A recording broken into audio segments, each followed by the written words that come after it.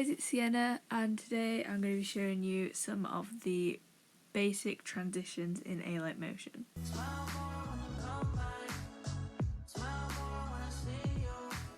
So, fun fact for you all, I filmed this video a couple of days ago, but I filmed it in parts so that I could edit the parts and it'd take less long to export, if that makes sense. It probably doesn't, but for some reason this part went missing.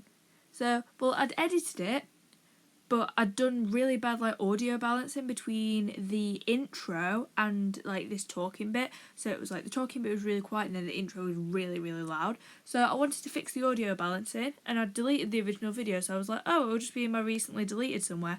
I could not find this part anywhere. So I've got to just record it again really quick. So the other part, the thing that's really confused me is all the other parts are there, so I don't understand where it's gone, but we're just going to refilm it. So I'm going to teach you the basics of how to do the transition. So this is the transition I'm going to show you how to do.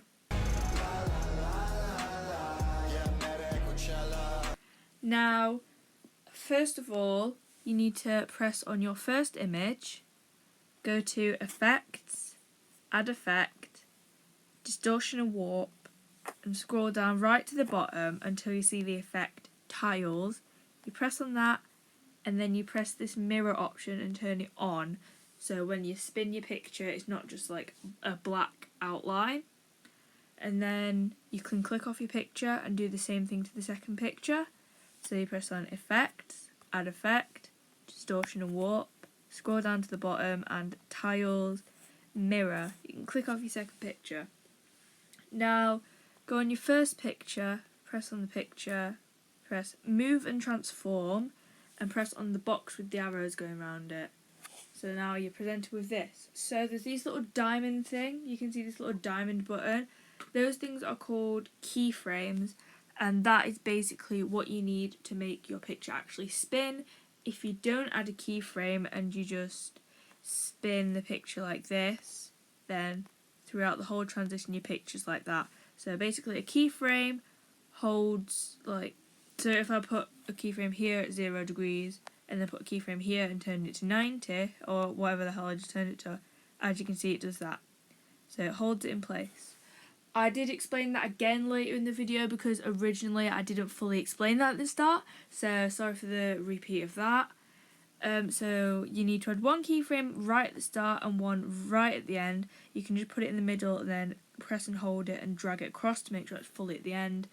And then you leave to make sure that you're actually on the keyframe, the outside needs to be green. So you leave the first one at 0 degrees and then scroll along to the second one, make sure the outside's green again, and then scroll this circle up to -90 degrees. So as you can see, this is what we've got. It goes really slow and it's not very smooth, so you need to add a thing called a graph. A graph basically makes your edit smoother. I don't really know how to explain it, but you just press on this little graph icon underneath the keyframe button, and as you can see you're presented with this. So there's two different types of graph. There's a starting graph and an ending graph. You basically use a starting graph for the first half of the transition and an ending graph for the second half of the transition. So obviously this is the first half of the transition, so we're going to use the starting graph. So you need to drag this top circle down to the bottom and you need to drag this bottom circle across. So you need to make something that looks similar to that and you can click off it and now we have this. So as you can see it goes a lot slower and then it goes faster, which is what we want. So if yours doesn't go slower and then faster, you'll just try your graph again until it does that. So then you've got to click on the second picture, go to Move and Transform again, the box with the arrows around it again, add a keyframe right at the start and a keyframe right at the end. This time the keyframe right at the end needs to stay at 0 degrees, and the one at the start, instead of going up to -90, you need to scroll down to 90 degrees. And once again, obviously, it'll go really slow if I play it. So we need to add a graph in the middle again. So press on the graph icon. So this is an ending graph, so you need to pull the bottom circle up and the top circle across. So it looks like that. This graph basically goes fast to slow, so it's the reverse of the other graph. So then this is what you're left with. You can leave it there if you want, but you can also go to Effects, Add Effect, Blur, and Motion Blur, and it just makes your transition look a bit smoother, so you'd obviously do that on both pictures. And this is the final transition. Now, on to the next one.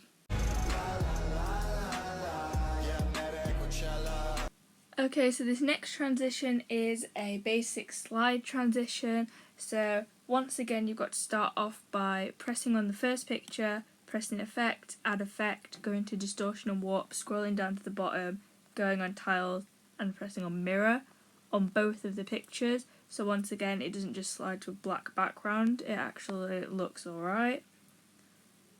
So then the next thing you want to do is select on the first picture, and once again press on Move and Transform, but this time instead of going to the box with arrows around it, you would go to just the top option that's already selected on, which is the 4 arrows.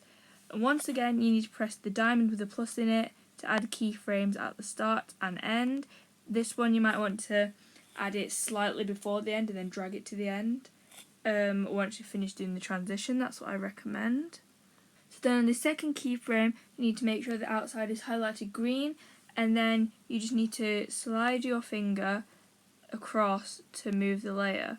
You need to basically slide your finger the opposite way you want to move it. So I'm currently moving the layer to the right and I'm sliding my finger to the left. So you want to keep going, and obviously if you go too far then that happens. So you need to just scroll until that happens and leave it there. Then you want to drag your keyframe to the end and do a starting graph once again. So then it looks like this. And obviously you want to do the same thing on the second picture. So you go on here, you do a keyframe right at the start and right at the end. And on the starting keyframe, you want to do the slide the opposite way so that it's a complete transition. So last time I slid my finger to the left, now I'm going to slide my finger to the right until the weird lines come up like that, and then you slide it back, and then you need to do an ending graph just to finish it off. And then this is what it looks like. So once again, to make the transition a bit smoother, you can add motion blur. It is up to you. You don't need to, but it does make your transition look smoother. So this is it with motion blur. And that is the second transition. So now we're going to move on to the third one.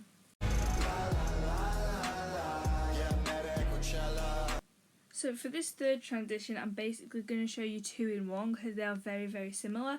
So that's why I've got 3 pictures here rather than doing 2. And this would also show how you would adapt some of the previous transitions I've shown you to do multiple transitions on one picture. So say if you had like 5 pictures in edit, you wouldn't just do a spin transition and then not do a transition and then do a slide transition. You'd obviously have to have 2 transitions on one picture.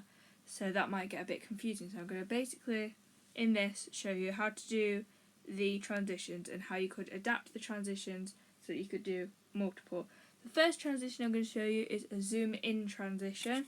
So you want to select on your picture. This time you don't need to add tiles and mirror because the picture isn't really moving anywhere.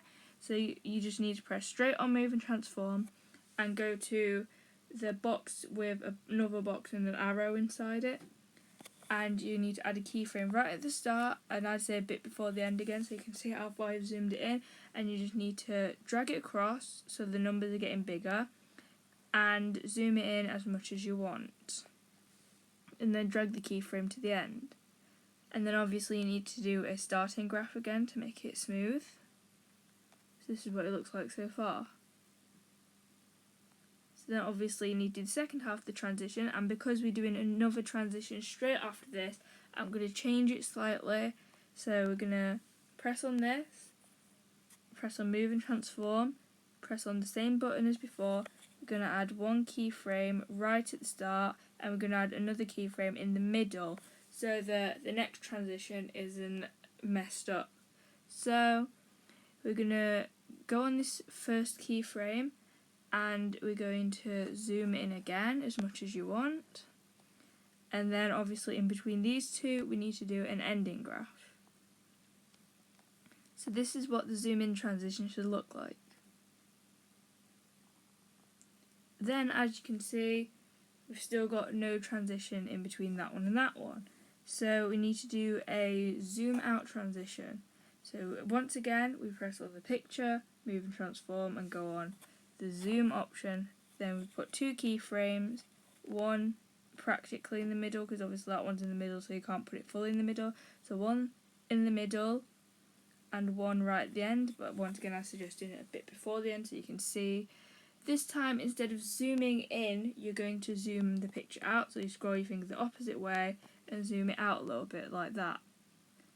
So now you're going to add a starting graph. You can do this with tiles and mirror, and once I've shown it you without tiles and mirror, I'll show you with tiles and mirror. So this is what it looks like so far. So obviously you need to do the second picture. So once again move and transform, the square with the box in it, keyframe right at the start. This time if you want to you can do a keyframe right at the end, or you can do it in the middle again depending on if you're going to do another transition afterwards. And you're going to zoom this picture out as much as you want, and then you're going to do an ending graph. So this is what it should look like. But obviously, as said, you can do it with tiles and mirror. So if you just click on the picture, effect, add effect, distortion and warp, tiles and mirror again, then it looks different than what it would do without it. So I'll just show you that really quick. This is what it looks like with tiles and mirror. As you can see, instead of it just zooming out to black, it's mirrored. So you can pick which one you like more and do that, but this is what it looks like altogether. And also on this one, if you want to, you can add motion blur once again by going on effects, add effect, blur, motion blur on all of the pictures, and it makes it look a bit smoother. So this is what it looks like with motion blur. So now let's move on to the fourth transition. So this next transition is the second to last transition that I'm going to show you, and this one is a squeeze transition. Now when I watch basic transition videos I never see this one on there, but it's a very easy transition so I decided to show it in mine. So you just need to select on the first picture, press on effects, add effect, distortion and warp, but this time we're not going to press tiles and mirror. We're going to scroll down until we see squeeze, and we're going to press on squeeze. So then you need to press on where it says strength, otherwise the keyframe option won't come up, and then you've got to add a keyframe right at the start and right at the end. And then you need to scroll it along until you get to 0.50, and you need to add a starting graph. And this is what it looks like so far. So then obviously you've got to do the same to the second picture. So effects, add effect, distortion and warp, squeeze, press on where it says strength, add the two keyframes, and on the first keyframe make it go to 0.50, and then do an ending graph. And this is what it should look like.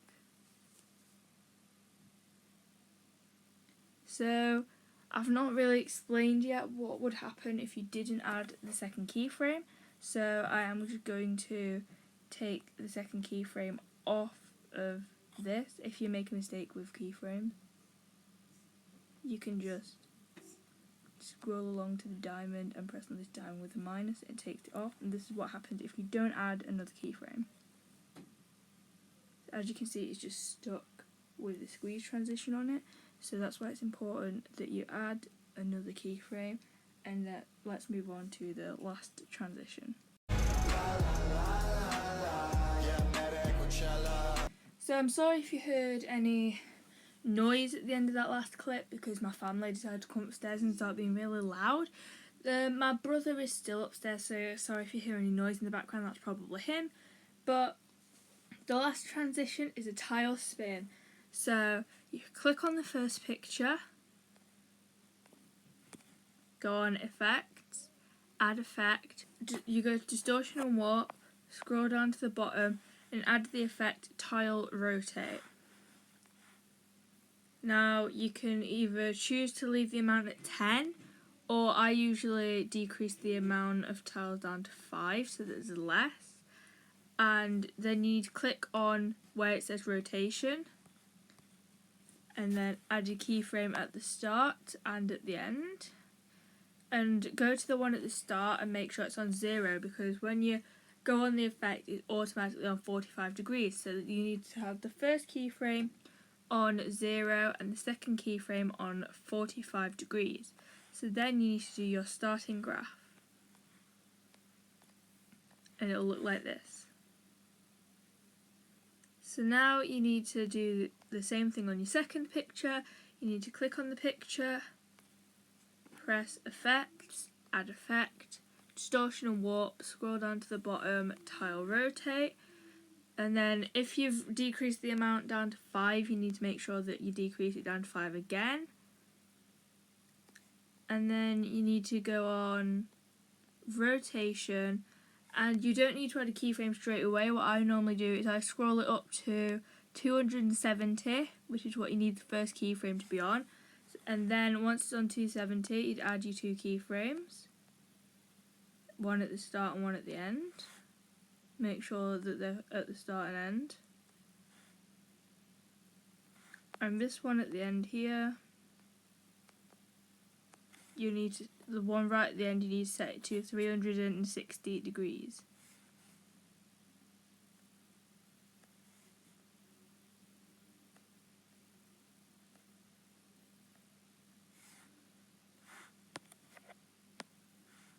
So then you obviously need to add your ending graph, so you just add that, and this is the final transition.